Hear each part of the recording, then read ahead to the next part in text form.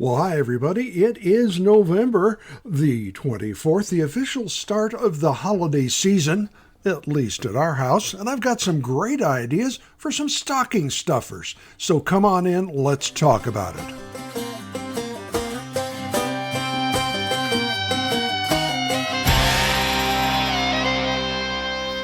I'm Bill Bateman, part of the team here at Refuse to be a Victim Personal Protection Training.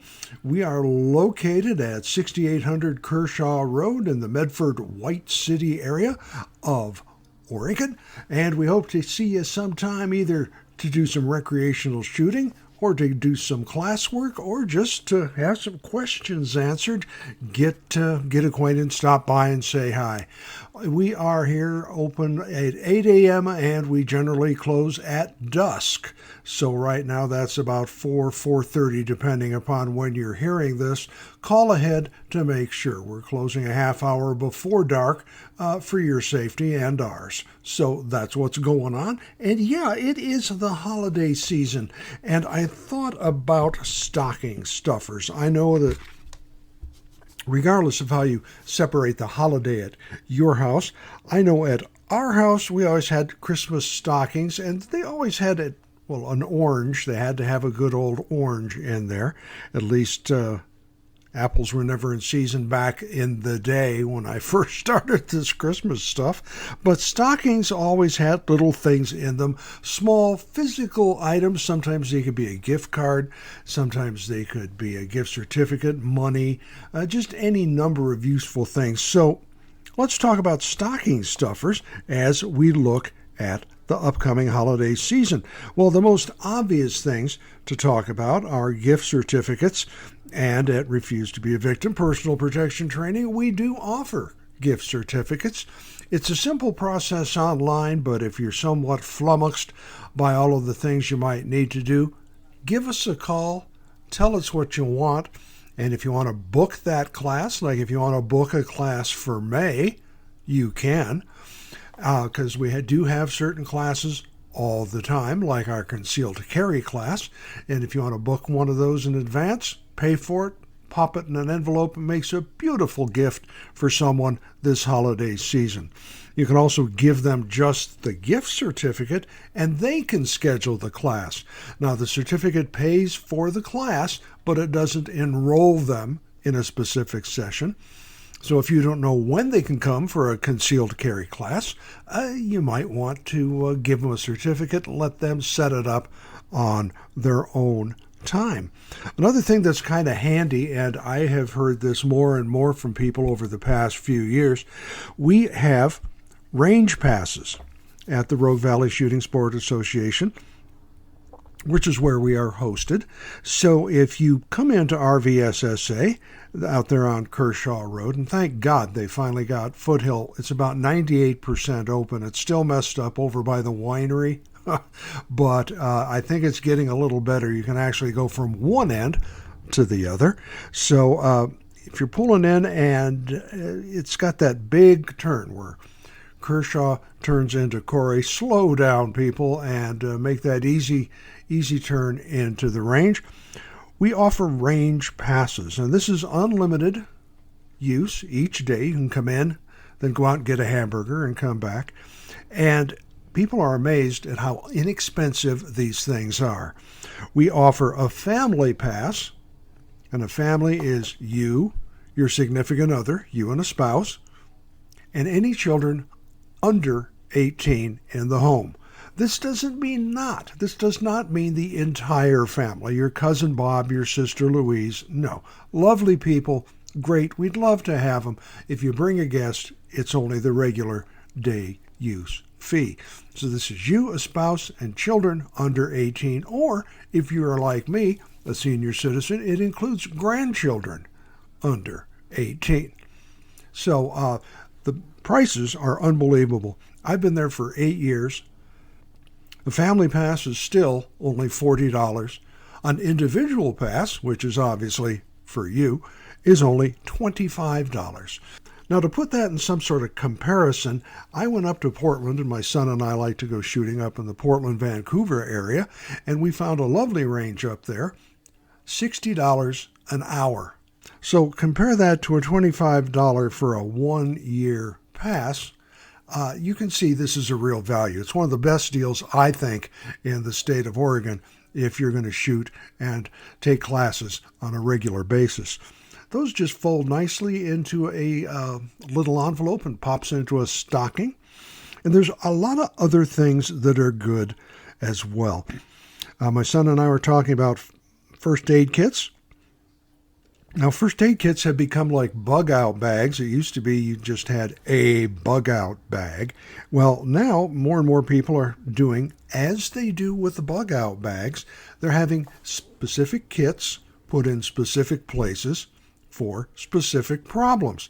Case in point, if you have an individual first aid kit and it's in the car, that's going to be for road accidents. That's going to be for things that are going to happen when you're out away from home. The kit you're going to have at home is going to be a lot different than the one you're going to have at work.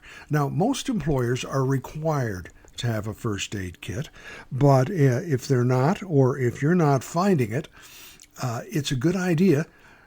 Make sure the kit is stocked for the type of injuries that are likely to occur where you work or where you travel.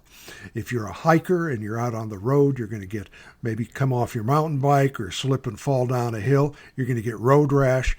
You might break something. You might get poison oak, poison ivy. You could get snake bit. Those are the type of things you should look at when you are purchasing your first aid kit.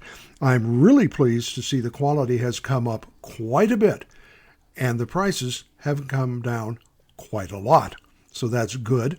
I did read the comments, and folks, every time I mention this, I'm going to say it for our new people. Look at the comments, look at the reviews. Now, there's going to be that obvious person who's going to, if it only came in purple. Yeah, okay, fine. That's not a complaint. That's an observation and a request.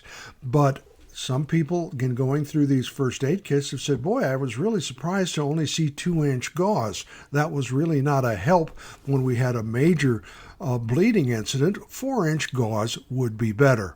That's a recommendation, and that's the type of thing you should do when you purchase and when you get your kit. Look through it, make sure it's complete, and make sure it's going to do what you need. Now, out at the shooting range, I have a trauma kit. I carry it in my car along with my road kit, but this is if somebody accidentally gets shot. In the event of, wouldn't it be better to have it than wish you had already purchased it? We make sure we have a tourniquet. We make sure we have chest seals. We make sure we have the proper clotting, the quick clot gauze, the quick clot powders, and we know how to use them. And we know what the difference is, and that's the big part of any first aid kit. Not only making sure the materials you're purchasing are going to be good for what you're doing, but you know how to do it. You know how to use a tourniquet properly. You know how to use quick clot gauze. You know how to use the burn cream or the burn compressing, the fabric that you put on a burn, and the treatment that goes with it. So looking at first aid kits for stocking stuffers is a great idea. Flashlights. I have, especially with the time changes, I cannot even tell you how much I count on my flashlight now, especially if I'm getting up early or if I'm out late. Flashlights as first aid kits have gone through a major revision in the last couple of years in a good way. It used to be flashlights were about the size of a nightstick, weighed about the same thing, and were about as wieldy. Well, they now have the smaller ones that'll fit in your pocket, ones that'll fit in the palm of your hand. I have several. I like one with a button on the base. You click it, it turns on. You click it, it goes through the cycles. More and more flashlights are coming with a cycle. It used to be on and off. You can still get that. I have one that clicks on high, it clicks on low, then goes to strobe. I have a problem with that. I'd rather have strobe start sooner, but that's a personal choice. And then there's one that actually flashes SOS. Now, depending on where you are, again, if you're out hiking, that SOS flashlight could be quite the lifesaver. Looking at how much light it puts out, looking out at the specifications for how long it's going to run based on how much light you're putting out. Like if you really need to, if you're out in the dark, capital D-A-R-K, you're going to need to look for drop-offs, you're going to look for dangers, overhead obstructions, you're going to need a lot of light to survey the area. Then you're going to want to turn that down so you're not burning the batteries. Once you've got an idea what you're doing, turn that down and extend the life. So looking at what makes the flashlight run is also important. What type of batteries do you have? Are they rechargeable? Can you fly with this? I've had the experience of coming through TSA, and I always carry a flashlight. And they said, well, what kind of batteries are those? And I said, well, let's take a look. And they said, oh, nope, those are the kind that cause fires in the cockpit. You can't, or fires in an airplane. You can't have those. Okay. So make sure before you're going to fly, the airplane will allow, the airline regulations will allow that type of flashlight to go with you. Even in a checked bag, these things are serious. The good thing is with the rechargeables, they last much longer than they used to. They have different brightness settings, and they have different methods to turn them on and turn them off. I did have one that I'd put in my pocket. It had a button on the side. It was a fairly sturdy button, but I'll be darned, I'd look down and my left pocket would be glowing. The stupid thing came on, and boy, did they get hot. That's another point. Does this flashlight actually produce heat? And if you put it in a backpack and it happens to come on, you can actually end up burning your stuff. So flashlights, important to have, lots of options, a little homework to do, but it can really make your life a whole lot better. One thing I do want to caution you, there are some flashlights out there with what I will call a DNA collector on the front of them. They could be used as a flail or like a Kubotan, because in addition to having the metal casing for the flashlight, there's like little teeth around where the light is. Now, this can be in a crisis situation. You flip on that strobe light, and if you have to hit someone, it's definitely going to step them back. That's a self-defense flashlight. You're probably not going to get that through TSA, and I can promise you some real questions at Aunt Helen and Uncle Bob's house if that thing happens to come out. Consider what's legal in your jurisdiction. In my area, things are going to be different than in other states. As I'm always pleased, I'm absolutely fascinated to find out, we are popular coast to coast, and actually in some across the pond in some of our foreign countries as well. And thank you. Thank you all who are watching. I don't want to tell you to get a certain kind of product and you find out it's in your area something you shouldn't have or you can't have or you're going to get into trouble with. So always please check your state and local regulations, what's valid in your community. And there are a lot of good options regardless of whatever restrictions are in place. Let's see what else we're talking about. As far as the stocking stuffer idea, over the holidays, let's talk about prepping. Let's talk about emergency preparation. Instead of politics, this family gathering. I know at our house it's going to be rather interesting. So family gatherings this year, a lot of people are concerned about what are we going to talk about. And unless Uncle Bob shows up with the tinfoil hat, you got a pretty good shot of steering the conversation away from a fist fight by talking about prepping, keeping the family safe. How are we going to do that? And what kind of first aid would you have in your car based on what you do? Well, we're in high mountain areas and we get a lot of snow and a lot of cold weather. I'd want to have something for heating. Oh boy, we're still in the Sun Belt. We're going to want to have extra water. That's a good redirection in a positive redirection. Something you can do to make sure that you are getting the most out of your time. As we mentioned, if you're in different areas, survival kits, things you can give to people. I think a small kit is a good way to introduce the idea of prepping to people who are against it. Now, I mentioned this last time. This is not my idea. I saw it in a magazine. I think it was in the Concealed Carry magazine, to give credit where credit is due.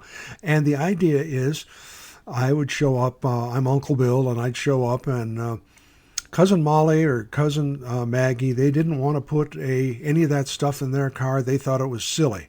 So I said, well, do old Uncle Bill a favor. Put this little shoe polish size bag in your car. And what it's got in there is an emergency blanket, an emergency flashlight, a CPR shield.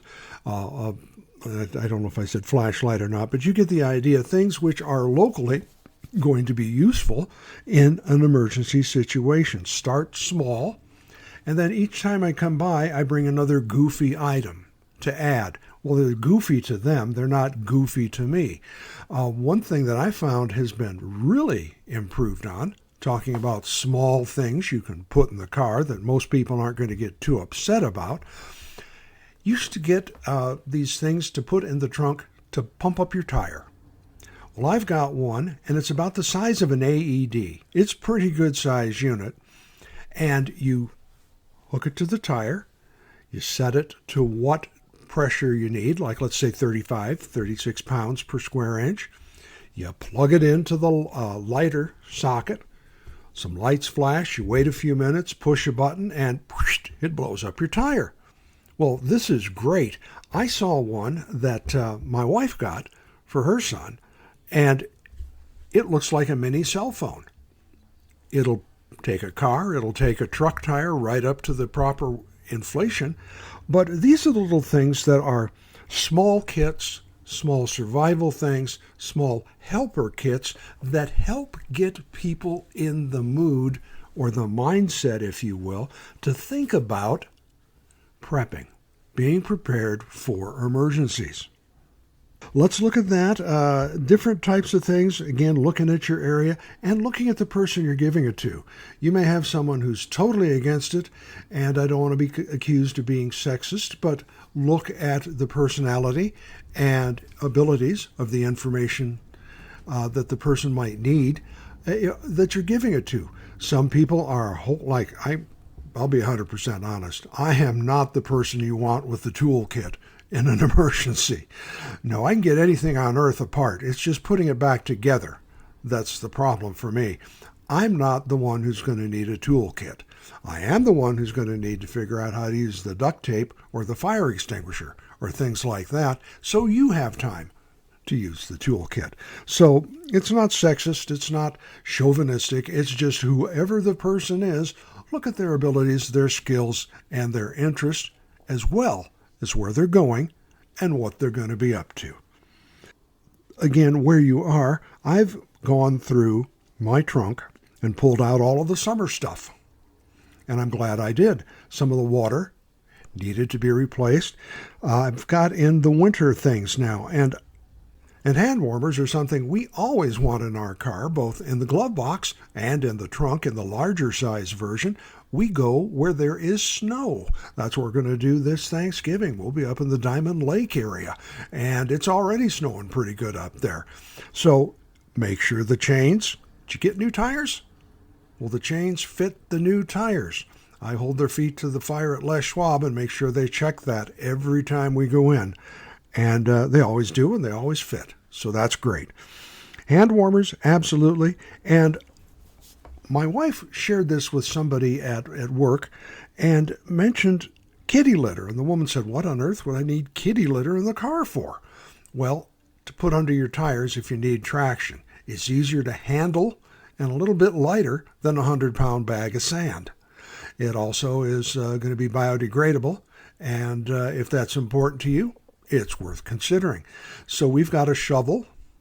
And I'll tell you, I do believe in shopping locally whenever possible. Our Army, Navy, Marine store out there on the highway there on Vilas, and I want to say 62, they've got small foldable shovels. Now, I have not had good luck with the World War II trenching shovel. No. But they do have some better made, better sized shovel with metal, and you can get a purchase.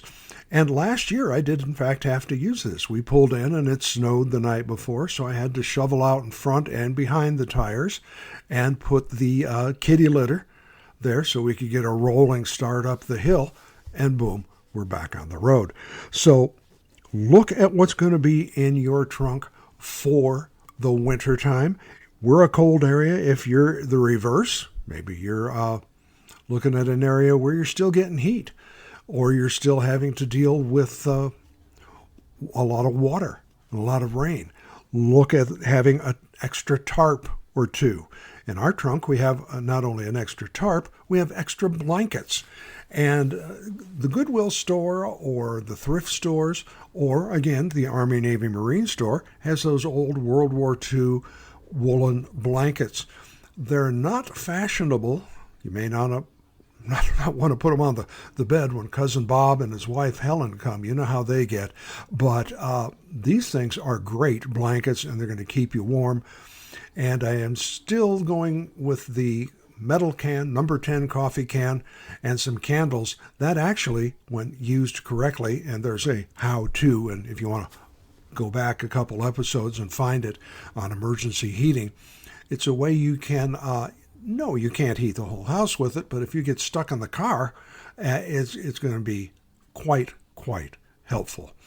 So let's look at little things you can do. The air pump is a great idea. Small things to get other people on the road. Small things you could use for yourself, obviously. Look at the ideas for the holidays. And right now, what's coming up right after Thanksgiving? Tick, tick, tick, tick, time's up. Black Friday. I'm already seeing discounts of 30% on some of these first aid kits and electronics. 30% is nothing to be sneezed at. That takes $99.99 back into the mid-$65 range. That's a nice little savings. So if you're going to be looking at updating or doing creative gift giving this year, stocking stuffers are for sure at a 30% discount, an even better idea. So that's our holiday update this year. We hope you're going to be safe and sane on the holidays. As always, we've got the classes going on. There's everything from the non-ballistic self-defense right on up to tactical training for active shooter situations. Those gift cards are great for these classes, and a gift pass for recreational shooting out at the range. The phone number is on the front page. The classes are just so easy to find you can't believe it. The website address is there. We are going to look forward to seeing you when I get back after the Thanksgiving break and talk a little bit about more holiday ideas. So until then, be safe. Keep your eyes open, your heads on a swivel, and be good to one another. We'll see you next time.